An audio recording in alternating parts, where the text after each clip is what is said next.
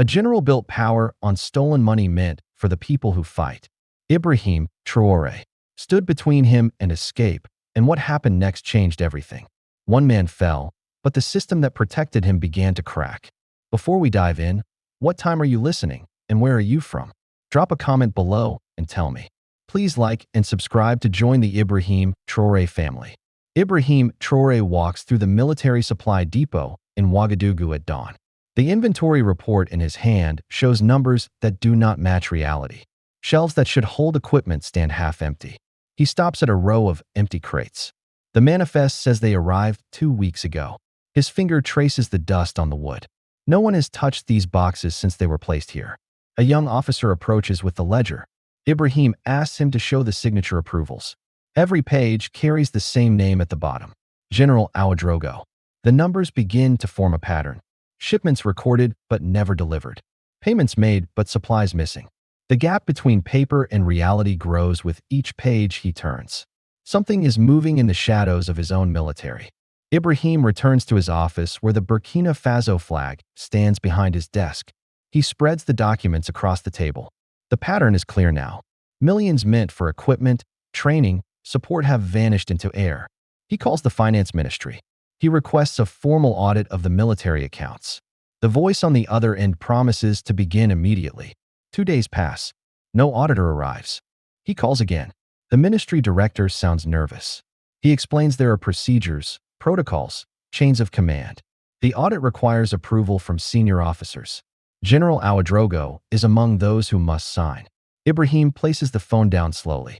The system is protecting itself. He drives to the central records building. The clerk searches the computer system for purchase orders. Files that should exist return error messages. The clerk frowns. These documents were accessed recently. Someone with high clearance viewed them. Ibrahim asks who. The clerk checks the log. General Ouagadougou reviewed these files 3 days ago, just hours after Ibrahim first requested the inventory report. The general knows someone is watching. Ibrahim visits a small military outpost in Cumbia. The commander there is old, honest, close to retirement. They sit in the modest office. Ibrahim asks about recent supply deliveries. The commander shakes his head.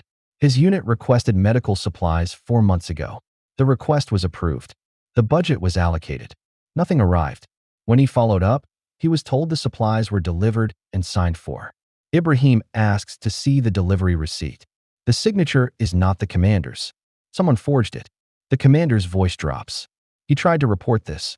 His complaint was filed under the authority of General Ouagadougou. It disappeared from the system within a week. Ibrahim sits alone in a restaurant in Cumbia that night. The pieces connect in his mind. The general is not just stealing. He is erasing evidence, manipulating records, using his position to make investigators disappear into bureaucracy. This is not one crime. This is a system within the system. A message reaches Ibrahim's phone. An anonymous tip. A location. A warehouse near the border that does not appear on any military map. The message includes coordinates and a warning. Come alone, or it will be empty when you arrive. Ibrahim knows this could be a trap. He takes 2 officers he trusts and drives through the night. They reach the warehouse as the sun rises. The building looks abandoned. No guards. No markings.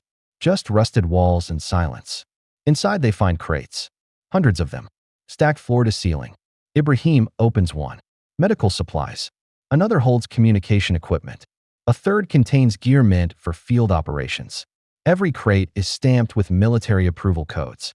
Every single item was reported as delivered to active units across the country. All of it is here, stored untouched, waiting to be sold. The scale of the theft becomes visible. Ibrahim photographs everything. He documents serial numbers, dates, quantities. His officers load samples into the vehicle. They need to move quickly. Someone will notice this location has been compromised.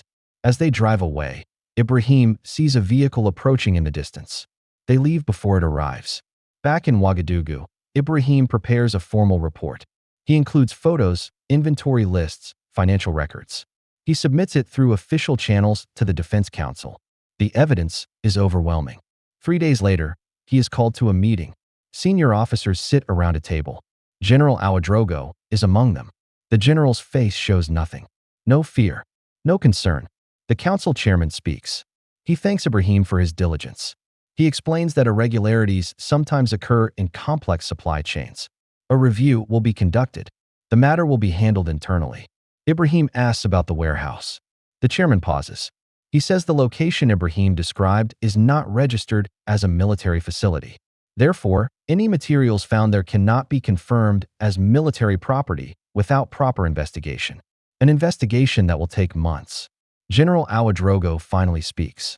He suggests that perhaps someone is trying to embarrass the military leadership. That accusations without proper verification can damage morale and public trust. He looks directly at Ibrahim as he says this. The message is clear. Stop now or face consequences. Ibrahim leaves the meeting. The system is not just protecting the general. The system is the general's weapon. He drives to a small shop in Tangier. The owner is a former soldier who served with honor. They speak quietly in the back room. Ibrahim asks if he knows others who have seen supplies go missing. The former soldier nods. He knows many. Officers who questioned discrepancies and were transferred. Soldiers who reported problems and found their careers stalled. No one speaks openly because speaking means ending. Ibrahim asks if they would speak if protected. The former soldier considers this. He says they would need to believe something would actually change. They would need to see that speaking up does not mean destruction. They would need proof that the system can lose. Ibrahim returns to his office where the Burkina Faso flag reminds him of his duty. He begins building a different kind of case. Not through official channels. Not through the system that protects itself. He contacts journalists he trusts. He reaches out to civil investigators outside the military structure. He begins constructing a public record that cannot be erased by a general's clearance level. But General Ouedraogo moves faster. Transfer orders arrive. Key officers who helped Ibrahim are reassigned to distant posts. The anonymous source who provided the warehouse location disappears. No one has seen him in days. Files that Ibrahim copied are requested back for security review. When he hesitates, he is reminded that unauthorized retention of classified documents is a serious offense. The walls close in. Ibrahim sits in a restaurant in Gorcy late at night. His phone receives a call from an unlisted number. The voice is distorted. It tells him to check his vehicle before starting it tomorrow. Then the line goes dead. Someone wants him afraid. He does not sleep that night. At dawn, he inspects his vehicle with a technician he trusts. They find nothing. But the message worked. He is looking over his shoulder now. General Ouedraogo appears at a public ceremony that afternoon. He gives a speech about loyalty and the chain of command. About how the military must remain united against external threats. About how division from within is the greatest danger. Everyone in attendance understands who he is talking about. Ibrahim faces a choice. Continue and risk everything. Or step back and let the corruption continue.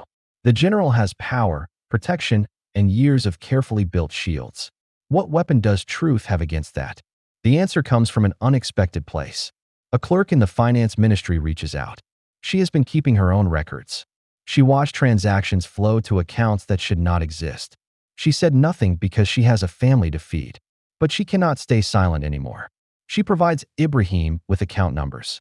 Digital trails that the general thought were hidden behind layers of bureaucracy. Transfers to companies that exist only on paper. Money moving from military budgets to private holdings. The financial skeleton beneath the stolen supplies. Ibrahim takes this information to the National Inspector's office. Not military authority. Civil authority. The inspector is a woman known for refusing pressure. She reviews the documents in silence. She asks Ibrahim if he understands what this means. If these allegations are proven, it will shake the entire military structure. Powerful people will fight to keep this buried. Is he prepared for that fight? Ibrahim tells her the soldiers who lack equipment are prepared. The citizens whose security is compromised by theft are prepared. He is simply making sure the fight happens. She begins the investigation immediately. General Ouedraogo learns of this within hours. His response is swift. He submits a formal complaint accusing Ibrahim of insubordination, of breaking chain of command, of damaging military unity during a critical security period. He demands Ibrahim be suspended pending a disciplinary review. The defense minister must decide. Suspend the president who is investigating corruption or challenge a general with decades of influence. The political calculation is complex. For 2 days, nothing happens. The country holds its breath. Then the inspector releases a preliminary finding. Irregularities in military finances are confirmed. Enough evidence exists to warrant a full criminal investigation. General Ouedraogo's financial records are frozen by court order. The shield cracks. The general tries to leave the country. He drives toward the border with bags packed. But border guards have been alerted. His vehicle is stopped at a checkpoint 50 kilometers from freedom. He is brought back to Ouagadougou under escort. The full investigation moves quickly now. The warehouse is raided officially. Every crate is cataloged. Forensic accountants trace the money through shell companies and false invoices. Other officers involved begin to cooperate in exchange for reduced charges. The structure collapses one testimony at a time. General Ouedraogo stands in a courtroom, not a military tribunal, a civil court. The charges are read: theft of public resources, fraud, corruption, abuse of authority. The evidence is presented piece by piece. The supplies meant for soldiers, the money meant for security, the trust meant for protection, all of it stolen and sold. The verdict comes after weeks of testimony. Guilty on all charges. The general who once held power over careers and lives is led away. His rank is stripped. His legacy is erased. The courtroom is filled with officers who served honestly, with families who lost loved ones to preventable failures, with citizens who demanded justice. They watch in silence as power finally faces consequence. The aftermath spreads across the country. Other investigations begin. Officers who thought themselves protected suddenly face scrutiny. The message travels through every military office and government building. The system can be challenged. Corruption can be defeated. Ibrahim Traoré sits in his office where the Burkina Faso flag stands behind him. Reports arrive daily. Supplies are being redistributed to units that need them. Financial controls are being strengthened. Officers are being trained in transparency and accountability. The change is real. He thinks about the young officer who first showed him the empty crates, about the clerk who kept secret records, about the former soldier who connected him to witnesses. Change did not come from one person's courage. It came from everyone who refused to accept that corruption was simply the way things worked. The general's fall was not the end of the story.